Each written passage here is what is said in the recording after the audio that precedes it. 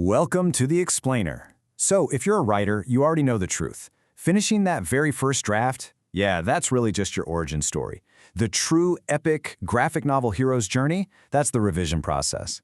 Today, we're going to look at revising not as this miserable chore, but as the ultimate battle for the soul of your writing. We're going to equip you with the exact strategies you need to face down those massive structural rewrites, and of course, the relentless swarm of tiny grammatical errors that just threaten to derail your entire manuscript. Okay, let's dive into this. So what actually happens when your first draft takes on a life of its own? You know the feeling. You start with this super clear intention, but the second the ink actually hits the page, the writing just mutates. It evolves. Suddenly it's taking on a completely new direction or shape. You've essentially created this massive, chaotic world, and it desperately needs a hero to bring it to order. Now that realization, that your story is saying something entirely different than what you originally thought, can be absolutely terrifying. But honest truth, it's also where the real magic happens. It's where your journey truly begins. Now, to survive this journey, you really have to know your enemies. And in the world of revision, we're dealing with two main types of adversaries: higher-order bosses and lower-order minions. The bosses, those are your massive, world-altering structural changes. The minions are the tiny, annoying bugs, like typos and grammar mistakes. And listen to me on this one. Fighting the minions first is a total waste of your time and energy. Seriously, because why polish the grammar of a sentence when you might end up completely throwing out or rearranging that entire paragraph during a boss fight? It makes literally zero sense to perfect a sentence that isn't even going to survive the final cut. All right, so let's take a look at these higher-order bosses you've got to defeat first.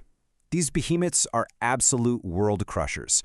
We're talking about grappling with your overarching theme, or surviving the intense emotional turbulence of your character's arc, making sure the reader actually feels a distinct change from beginning to end. You've got to wrestle with the narrator's insights, proving that how you process an experience actually matters way more than the experience itself. Plus, you're battling to incorporate research for jarring juxtapositions, mastering the classic show-don't-tell, and conquering mood and tone. You know, these are not quick fixes. They require rewriting massive chunks and totally rethinking the existential question of your entire piece. Now, what's really interesting about this slide is how it highlights one of the absolute most critical battlegrounds, the narrative frame. Think of this as the actual arena where your epic battle takes place. A narrative frame is basically the structure, or the container, that you choose to hold your sprawling, chaotic life experience. Finding the perfect frame is crucial because it's your main weapon for managing your reader's emotions from the very first word to the last. If your container is cracked, or if it's just the wrong shape entirely, the emotional impact of your story, it literally just leaks right out. Of course, facing down these giant behemoth bosses is incredibly intimidating. As our source material perfectly points out, starting a revision can sometimes feel like diving into cement. I mean, the anxiety is totally real. You might feel paralyzed just standing at the edge of the battlefield. But here's your mentor's very first power-up for you. Build your confidence by starting with whatever is absolutely easiest to change. Seriously, just ease yourself back into the draft by tweaking a single line of dialogue, or maybe rephrasing just one confusing sentence. That gives you the quick momentum you need to go tackle the bigger monsters.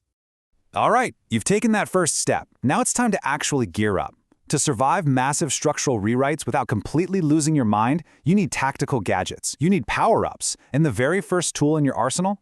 Version control. You've got to create multiple document versions to track your changes over time. Both Word and Google Docs let you drop short little summaries right there in the document descriptions. Think of this as your save state in a video game. If a massive revision goes horribly, horribly wrong, you can just reload your previous save without panicking. It's a real lifesaver. Next up in your tactical arsenal is a maneuver I really like to call the blank page portal.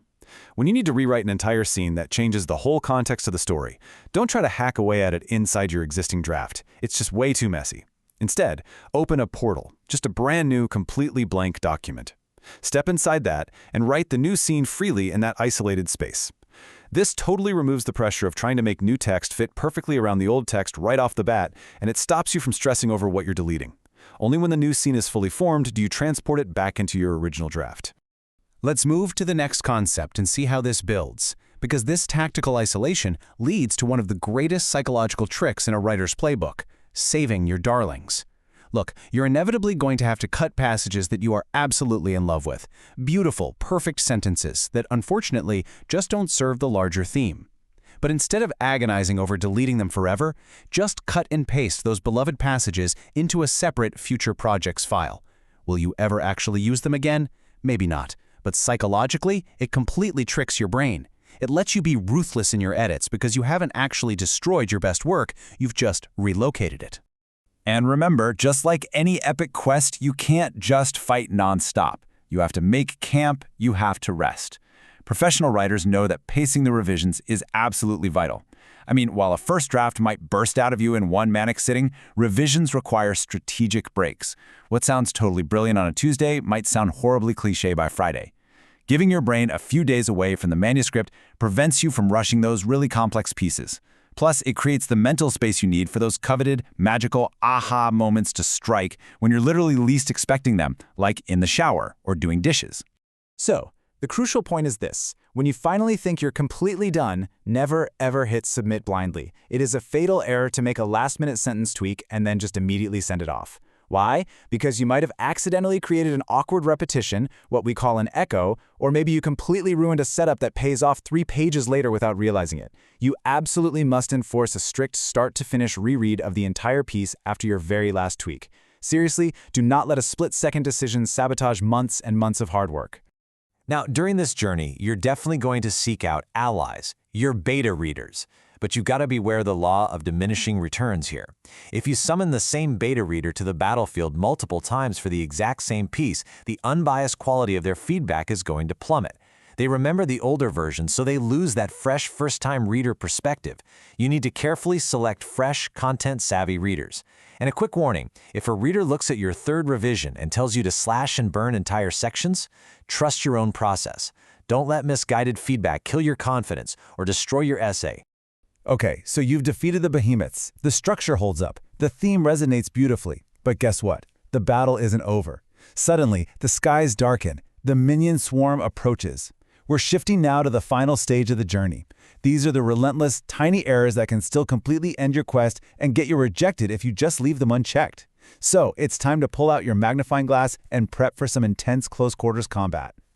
This phase right here is known as lower order editing. We are talking about correcting typos, fixing tangled syntax, and properly formatting your dialogue. And make no mistake, these microscopic battles are deadly. While they might seem infinitely small compared to, rewriting a massive emotional arc, they require an exhausting level of meticulous attention to detail.